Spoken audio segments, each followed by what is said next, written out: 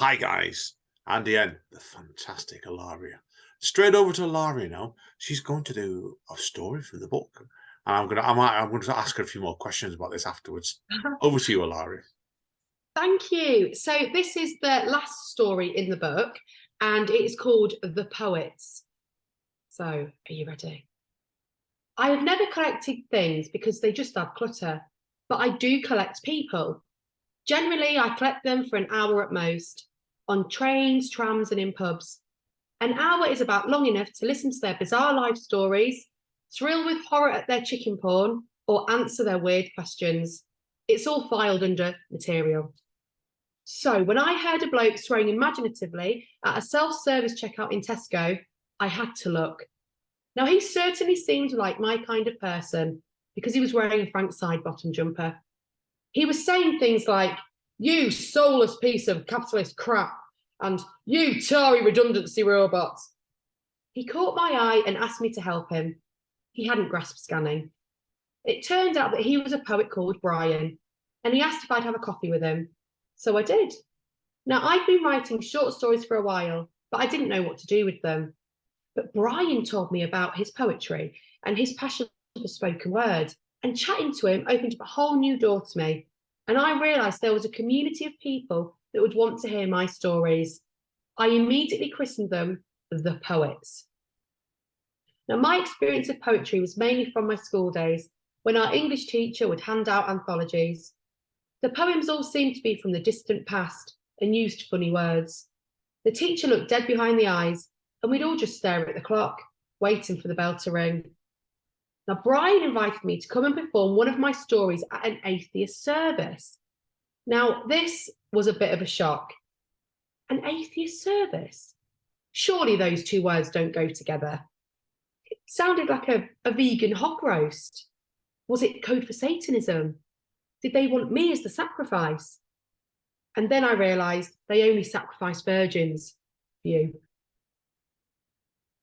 It sounded like an adventure though, and I could tell one of my stories, so I agreed. And I went into agonies of indecision about what to wear. Now, what would be poetic, atheist, and also flattering? In the end, I went for dungarees, with pictures of Frida Kahlo on. Now, she was bohemian. She had a monobrow. Did I have time to grow one? Not really. Nice outfit, Brian said when I arrived. So that was one test passed. The service was in a hall that had once been a cinema, and it smelt musty. There were red plush seats, some with springs poking through. It was all very atmospheric. The people all looked vaguely arty, pretty scruffy and strangers to a good bath. There were a lot of beards, and the women had dyed hair in bright colours and wore big hoop earrings and wooden jewellery that rattled when they moved. Quite a few were knitting. It was all exciting. The host or compere or MC, I didn't know what the atheist term was, announced that the theme of the day was "Don't worry, be happy," because we only have one life. He did a few minutes on that and then invited the first participant on stage. Now, this was a woman in a multicoloured knitted hat who ran up onto the stage and gave a spirited rendition of Hey Big Spender with instrumental breaks on a kazoo. A kazoo. It was pretty wild. And it got even wilder still when she started handing out gifts that were books from her ex-boyfriend's parents. They all seemed to be about quantum physics, so I took mine, thanked her, and hid it under my seat. After the woman, there was a procession of poets. They didn't seem to worry about the theme. They just seemed glad to have an audience. This was so different to the poetry at school. Spit was flying everywhere, and people didn't applaud. Instead, they just clicked their fingers. I had felt a bit nervous when I arrived, but as time went by, I had an odd feeling of being at ease. That these people were somehow my people, that they were happy, they were at ease with themselves, they dug deep into themselves, and admittedly, some of the poems were more like rants. Some of them had no right rhythm at all, and some I didn't understand. But along with the shabby outfits, piercings, and tattoos, they seemed like people I wanted to get to know. I whispered to Brian that I thought poems had to rhyme, and he said that they didn't. Then he told me I was up next. Suddenly I was nervous. The Frida Kahlo dungarees were possibly the smartest outfit in the room. I own a bean-to-cup machine. I drink strange cocktails and I talk about hair and makeup with the cocks and curtains. By most standards, I had a bohemian upbringing, thanks to my mum. But would the poets think I was some kind of interloper and accept me into their world? Or would they drive me from the building with poetic curses? We have a newcomer today, the MC said. She's a storyteller from Salford, so everyone give a warm welcome to Ilaria. That was it. I was on. I started to perform my Flamingo Land story, the one about the J-cloth, where my sister and I confronted death and Albert the monkey. It suddenly dawned on me how out of place I was and how silly my story was. Worse, I'd had a sausage roll before the gig and my Doc Martens were real leather. Bugger. It was time to think on my feet. Of course, I said, Flamingo Land is a metaphor for hell. The women atheists put down their knitting needles and stared at me.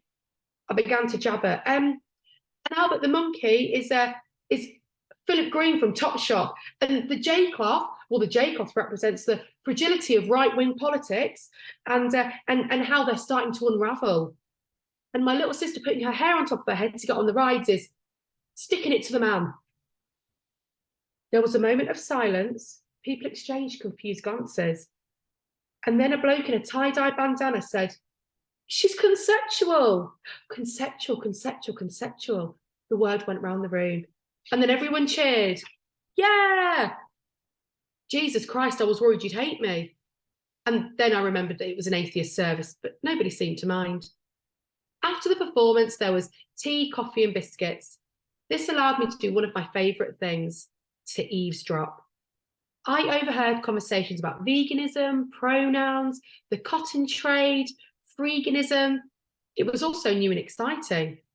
People being kind and telling me how powerful my story was and asking if I was purely conceptual and had I thought about adding a dance element to my work. I then overheard a couple of the poets talking about an app that helped them to find rhyming words.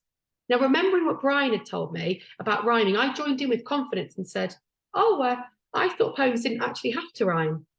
The two poets giggled and said that all decent poets rhymed and asked where I'd heard that.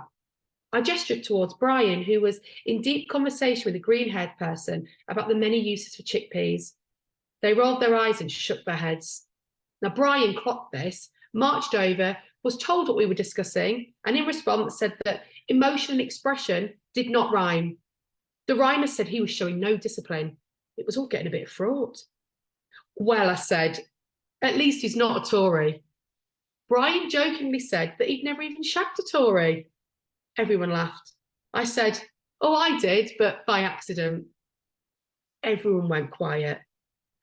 But he was rubbish, and he just kept calling me Maggie. The tie-dye bandana bloke had just wandered over and was delighted. You're so conceptual, he said. Your persona is just amazingly cutting-edge, highly political stuff delivered in silly dungarees. Silly dungarees, arsehole. But I wasn't going to pick a fight, though. It seemed like a good time to leave before they asked me if my DMs were made of real leather. Everyone said I must come back, and Brian said I'd done him proud, but it was a near thing. I wondered on the way home whether or not I should tell the cocks and curtains about it. In the end, I decided not to. The worlds were just so different, it was better to keep them apart. That's the way it still is. Girly stuff with the girls, stories with the poets. Being conceptual was really too big an ask, so I just worked more on my stories. And I've never really shagged a Tory. That little interlude taught me one thing, that the poets, although they are funny, they don't really do jokes. The end. Tremendous. Excellent stuff, Ilaria, that one. Thank yeah, you. I'm not going to ask the surname of Brian, I know which Brian that was, to be honest, you're right. It's Steve Mingle. Oh, was it Steve Mingle? Yes. Oh, we've outed him now. Oh, yes, I should have guessed it was the Mingle. Oh, who's got the, you ever see Amanda ever crack up? I'm going to tell you this now on camera, I don't care. He's got a poem, piece quadrant called Deliveroo Bastards. Yeah. And every time he's read that, Amanda nearly fell off the chair twice now, and that's yours.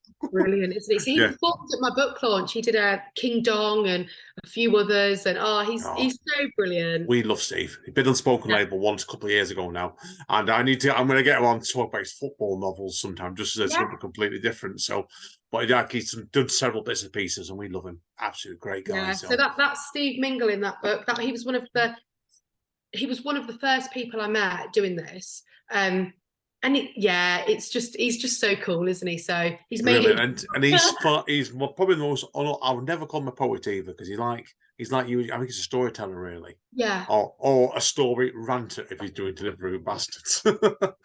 Yeah. Oh, he's a ranter. Yeah. Oh God, yeah, completely. Anyway, so thank you today, Ilaria. We're gonna chat a bit more off mic anyway. So it's been fantastic. Good luck with the book. Show us the book again, so we get another quick Oh, there we go. Yeah. Ooh, So you look at that, see now. You look at look at the artwork, everybody. And if you can't see it on the audio, just go on the website, Ben Key Publishing, have a look and do it that way. So it's been a pleasure, Ilaria. So we shall see you soon, and it's been great. Okay, we'll have you on again when the next book's out. Hopefully not in about 10 years' time, right? So no. It's a pleasure anyway. So thank you again, my friend. So right, guys and girls, that's it for today. As Don Callis at Impact Wrestling says, stay safe and stay over. And we will see you all next